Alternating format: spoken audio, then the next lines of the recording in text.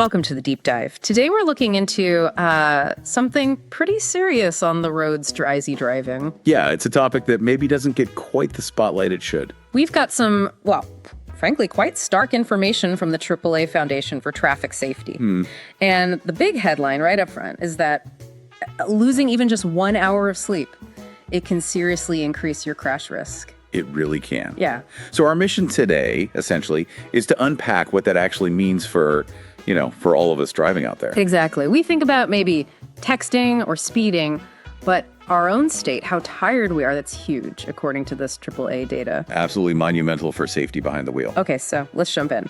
The foundation found that, say you normally get 7 hours of sleep, right? And you dip down to just 6. 6 hours, your risk of a crash are nearly doubled. Doubles. Just from 1 hour less, it's quite a jump. It really is. It sounds like a small amount, but the impact is dramatic. It is. And what's particularly striking is how quickly it escalates. It's not just a gradual thing. Right, it climbs fast. The less sleep you get, the risk shoots up almost exponentially.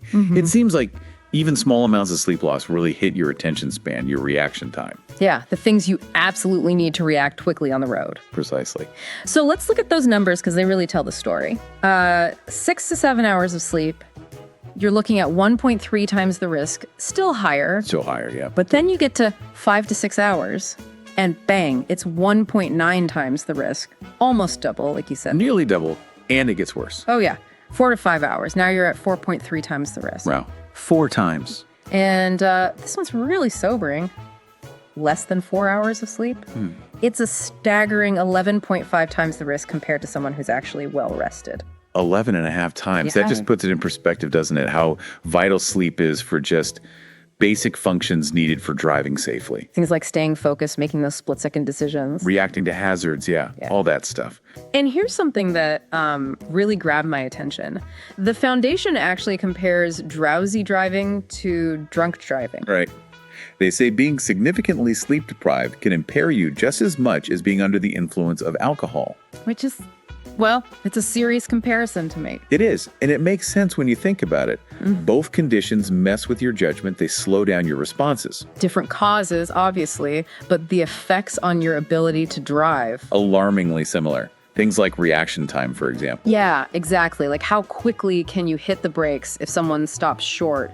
Both being tired and being drunk slow that right down. Massively. And that fraction of a second, well, that can be everything, can it? The difference between a close call and something much worse. Absolutely. Which brings us to this kind of strange point in the study. There seems to be a big disconnect. A disconnect. How so? Well, people know it's dangerous. Like 97% of drivers surveyed said drowsy driving is a serious threat. They get it. Okay, almost everyone agrees it's bad. But nearly 1 in 3 admitted in the past month they'd driven when they were so tired they actually struggled to keep their eyes open. Wow. So we know the danger, but we still do it. Yeah.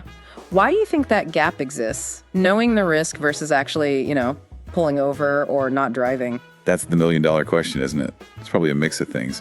The pressure of schedules. Maybe we underestimate how tired we really are. Or maybe we think, I can push through it just this once.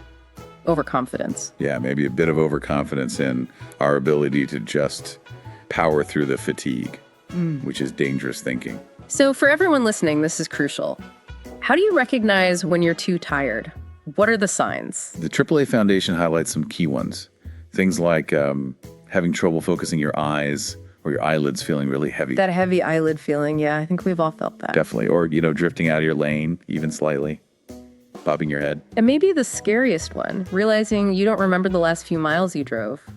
Like a microsleep or just zoning out completely. Exactly. That's a huge red flag. Those are all signs your body is saying, nope, not safe to operate this vehicle anymore. Ignoring those is just, it's playing Russian roulette on the road, isn't it? It really is. Putting yourself and everyone else at serious risk. Okay, so let's wrap this up.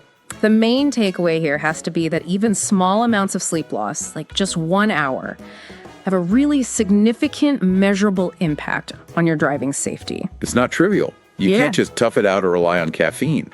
The impairment is real. Yeah, and this really comes back to personal responsibility, doesn't it? Thinking about your own sleep habits. It does. We all have busy lives, pressures, deadlines, but seeing these numbers, understanding the risk, it's a powerful reason to make sleep a priority before you get behind the wheel. It really makes you think.